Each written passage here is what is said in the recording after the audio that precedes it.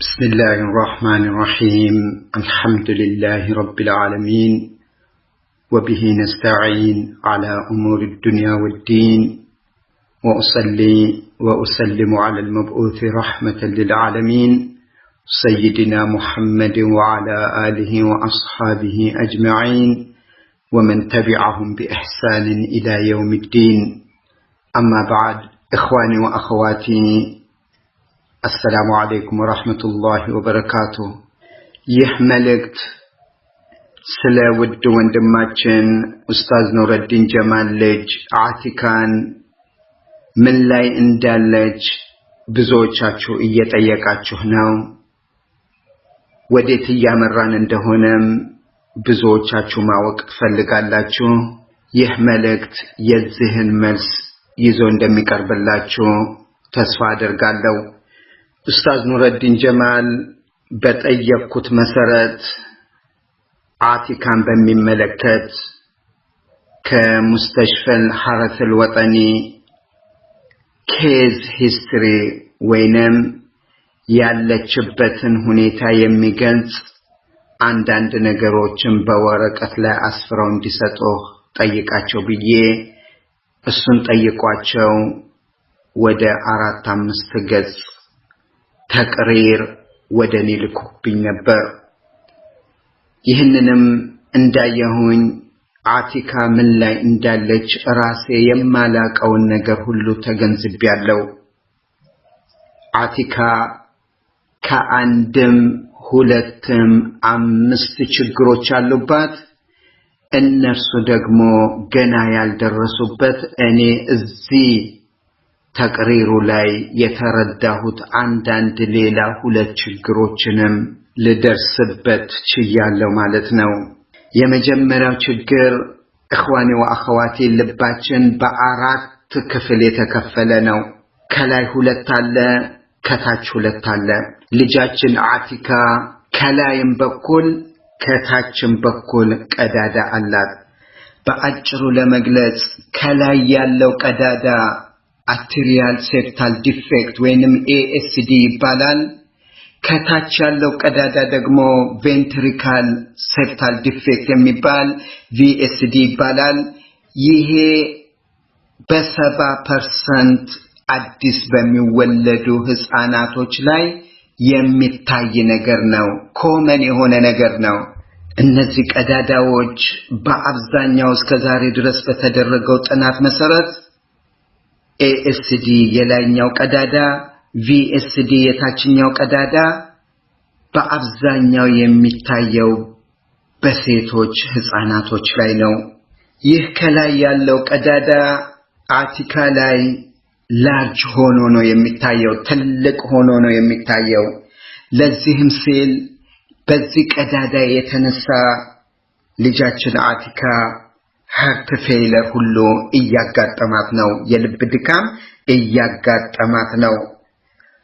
ስለዚህ ይህ ቀዳዳ በቶሎ ካልተደፈነ ኢንሻአላህ እስከዛሬ ድረስ ባለው ልምድ እነዚህ ቀዳዳዎች ለሞት አይዳርጓትም። የሚዳርገው ሌላ ነገር ነው። ከታችኛው በኩል ያለው ቀዳዳ የተጣራውን ንጹህ ደምና ቆሻሻውን ደም አንድ ላይ እየደባለቀ አንደኛ ወደ ሳምባ ይሄዳል። ሳምባ ላይ ከፍተኛ ተጽዕኖ ያሳድራል።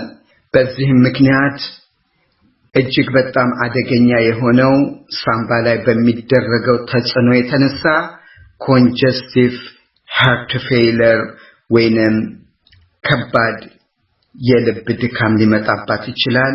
ይሄ እጅግ በጣም አደገኛ ነው።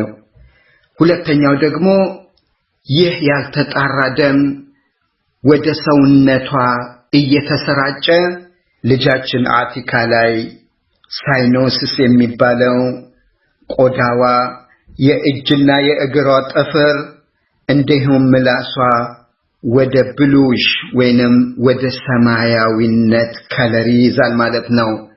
ይሄውም ትክክለኛ ኦክሲጅን በሰውነቷ እየተሰራጨ አይደለም።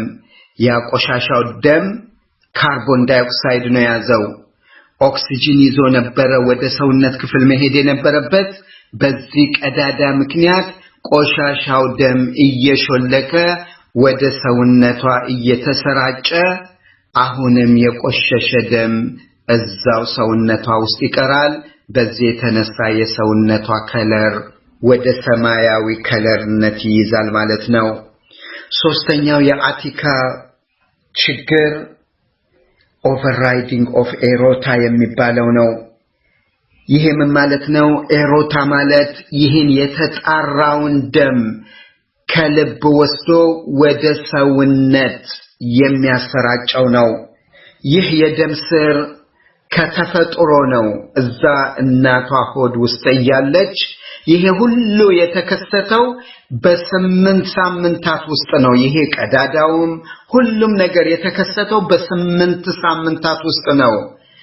እናትየውን በሚመረምሩበት ጊዜ ያኔ ማወቅ ይችሉ ነበር የልጅቷን የልብ ምት እዛ ሆዳ ውስጥ ያለች የእናቷ ሆድ ውስጥ ያለች ማወቅ ይችሉ ነበር ይሄ ስላልተደረገ ብዙ ነገሮች አሁን እንደ ሰርፕራይዝ ሆነው መጥተዋል ማለት ነው አሁን ይሄ ትልቁ የደም ስር በተፈጥሮ ቦታውን ስቶ አልሆነ ቦታ ላይ ነው የተቀመጠው ያ መቆም ያለበት ቦታ ትቶ ትንሽ አለፍ ብሎ ዘሎ ነው የተቀመጠው ስለዚህ ደም አያገኝም በትክክል ማለት ነው ደም ወደ ኋላ እየቀረ ነው ያለው በትክክል እየገባ አይደለም ወደዚህ የደም ስር ስለዚህ ልብ በቂ ደም ስላላገኘ ወይንም በደንብ ስላልረጨ የበለጠ ስራ ይበዛበትና ልብ ድካም አሁን የሚመጣባታል ማለት ነው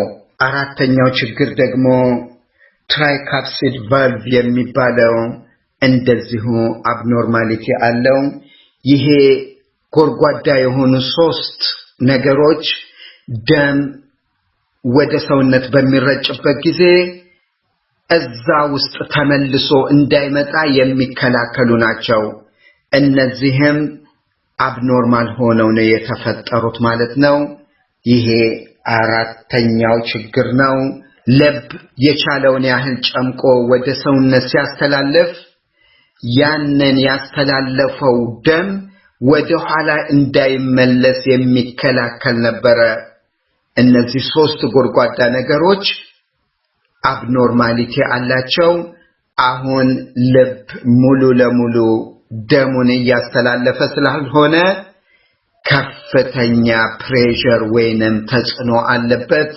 የበለጠ ይመታል ማለት ነው አምስተኛው ችግር ደግሞ congestive heart failure የሚባለው ነው CHF እነዚህ ደግሞ የሚመጡት ቀደም እንዳልኩት ደም ወደ ሳምባ በሚሄድበት ጊዜ ነው ደም ወደ ሳምባ በሚሄድበት ጊዜ ሳምባ ላይ ብዙ ፈሳሽ ይከማችና የልብ ድካም ያመጣል ይህም እጅግ በጣም አደገኛ ነው ማለት ነው ከዚህ ሌላ እንግዲህ ወረቀቱ ላይ እያገላበጥኩ በማይበት ጊዜ 1-2 ነገሮች አሉ ይህም ምናልባት ለወላጆቿም ላይነግሩ ይችላሉ አንደኛው ሃይፖግላሲሚያ የሚባል ነው ይህም የስኳር በሰውነቷ ውስጥ ማጣት ልክ የስኳር በሽታ እንዳለው ሰው ስኳር ደረጃው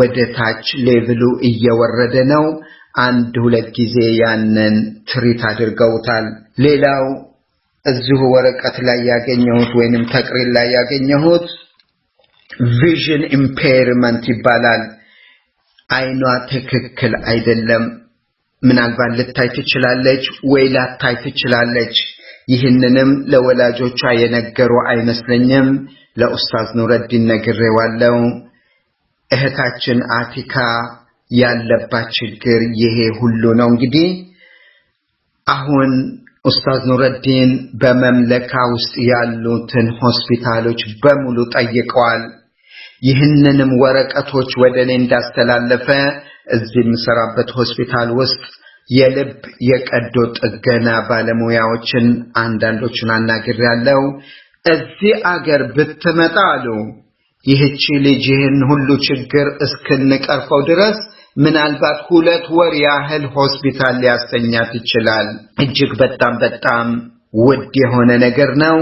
እንደዚሁ በሰብአዊ መልክ ደግሞ ለማምጣት ፕሮሰሱ እጅግ በጣም የረዘመ ነው ብለዋል። ሌላው እነዚህ የልብ ቀዳዳዎች በተለይ ሳምባዋ ላይ ኢንፌክሽን በየጊዜው ሊመጣ ይችላል። ምክንያቱም ፈሳሽ እየተከማቸ ነው። እንደገና ደግሞ የልብ ድካምና አደገኛነት ነገር ሊመጣ ይችላል። ባይሆን ኖሮ ይሄ ሁሉ ችግር ባይኖራት እነዚህ 2 ቀዳዳዎች ብቻ ቢሆኑ ኖሮ አሉ ይህች ልጅ 2 ዓመት 5 ዓመት እስክደርስ ጠብቆ ይህንን ቀዶ ጥገና ማድረግ ይቻላል። ነገር ግን ልጅቷ ብዙ አብኖርማሊቲዎች አሏት። አንዱ ከአንዱ ብሶ ስለሚገኝ ጊዜ የለም። በሚቻላቸው መጠን ከመምለካ ውጪ ሌላ ቦታ የሚቀርባቸው ሀገር ወስዳቸው አሳክሙ ብለዋል። እኔም ዛሬ ወደ ህንድ የምልከው ይህንን ወረቀት ይሆናል። ቀጠሮ አለኝ። ኢንሻአላህ ኢሜል አደርግላቸዋለሁ። እንደዚሁም ደግሞ ኡስታዝ ኑረዲንም በቅድሚያ ታይላንድ ወይንም እንደዚሁ ህንድ ሀገር ሄዶ የሚመቸው የተመቻቸበት አገር በቅድሚያ ሄዶ ነገሮችን ጨራርሶ ልጁን ወደዛ እንልክለታለን። ያንን ለማድረግ የእናንተ ድጋፍ ያስፈልገናል።